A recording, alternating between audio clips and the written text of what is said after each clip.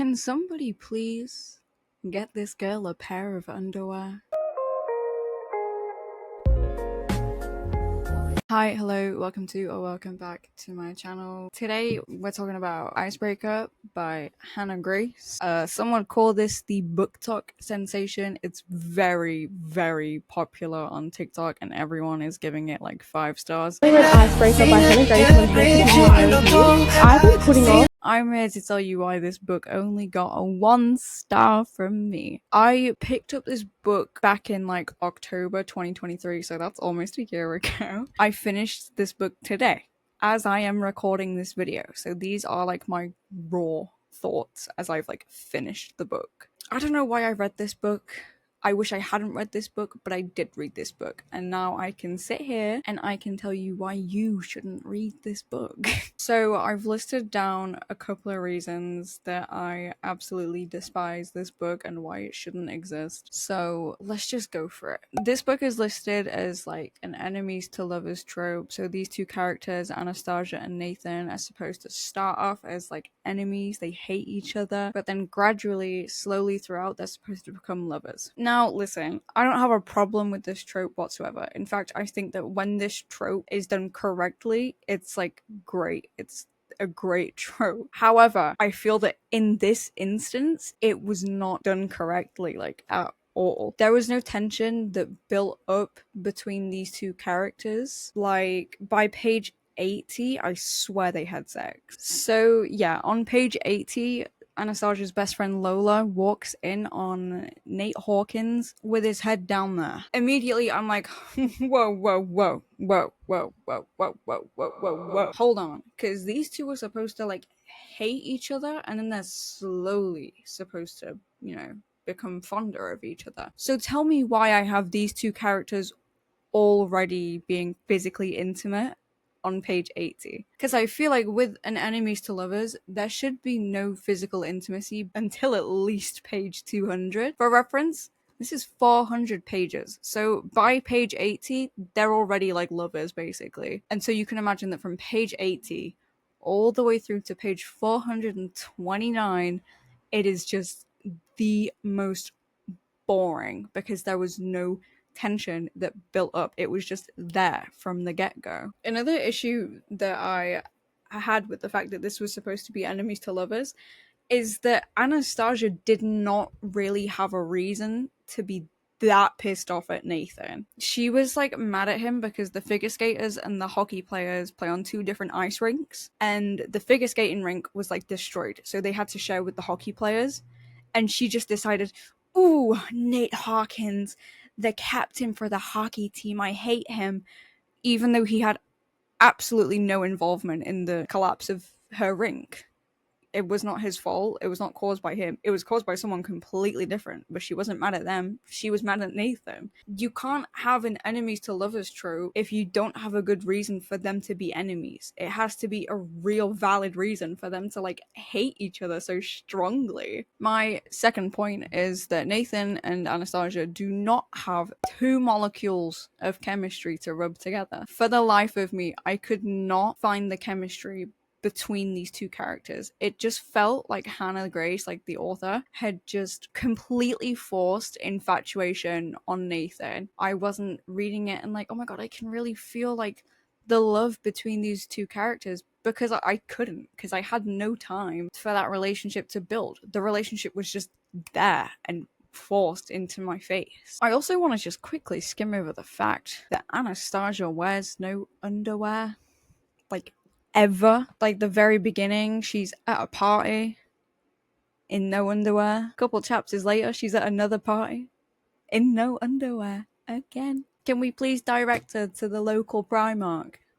Please. And what's even better is that on Halloween, they go partying. She's commando, of course. And Nathan is dressed up as Gru from Despicable Me. They have sex in this chapter. She had sex with Gru from Despicable Me.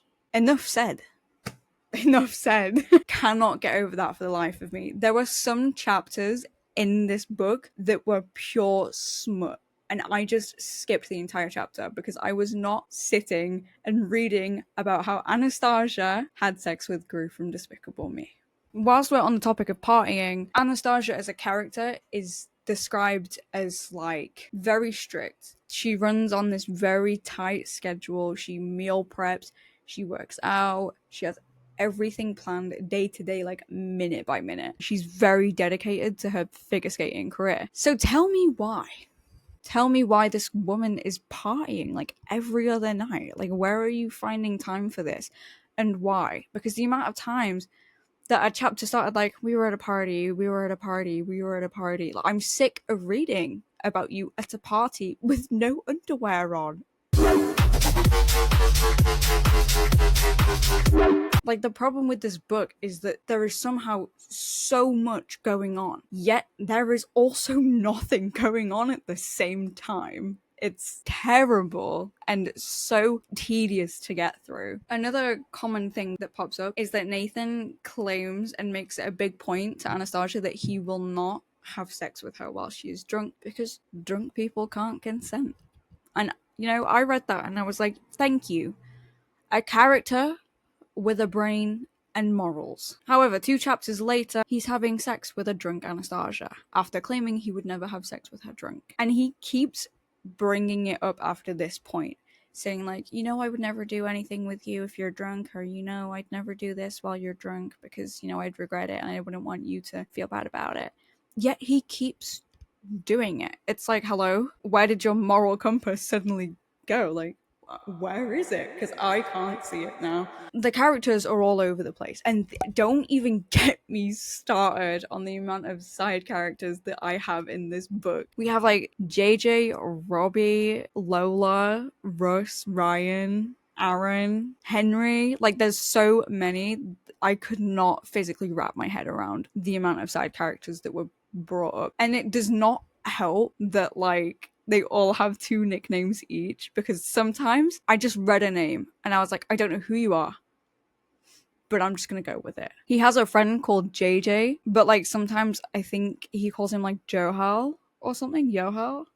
I don't know, but I didn't catch on to that until like at least halfway through the book. I was like, who is Johal? I also want to talk about the codependency between Nathan and Anastasia, because it kind of ties in with the whole them not having any chemistry whatsoever point. Let's put it this way. Nate's feelings relied on how Anastasia was feeling, but Anastasia's feelings relied on how Nathan was feeling. We're kind of all over the place here. Anastasia's sad. Nathan's sad. Nathan's sad, so now Anastasia's even more sad. It's just, there was no independency between the 2 of them, which is kind of why they have no chemistry whatsoever. It wasn't there. They cannot go a day without each other. I'm like, guys, FaceTime exists. We are in the 21st century. There is no world building or anything like that. Like, this is supposed to be a hockey romance. She's a figure skater. He's a professional hockey player, ice hockey player. Tell me why. Tell me why there was 1 scene of him playing ice hockey and it lasted half a page. There was more figure skating in the book than there was ice hockey, but even then, there was barely any figure skating. We don't really get that much discourse around like figure skating or ice hockey. Like, we get a bit. Like, she tells us about like a Lutz and a quadruple Lutz and a toe loop and a something loop and a jump and a spin and a spiral, and that's where like the career-based discourse ends. Like, we just do not get much of it. I don't know about anyone else. Me personally, if I'm reading about stuff like figure skating and ice hockey, I don't know anything about it. Okay, so I'm expecting you to explain it to me, and it wasn't explained. I read 400 pages of an ice hockey romance, finished it with the same knowledge I went into it with, which is nothing. I still know nothing about ice hockey because it's just not mentioned. I feel like there was potential here. It didn't hit. I know that there are 2 other books following this, and I do own the second one, which is Wildfire, which follows 2 of the side characters.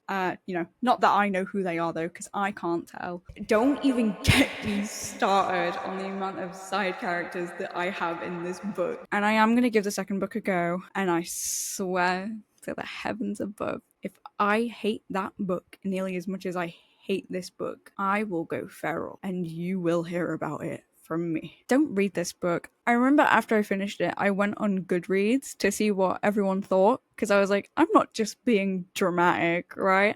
And I looked on Goodreads and so many people like cannot stand this book. I think it has a rating of like 3 point something or like 4 point something.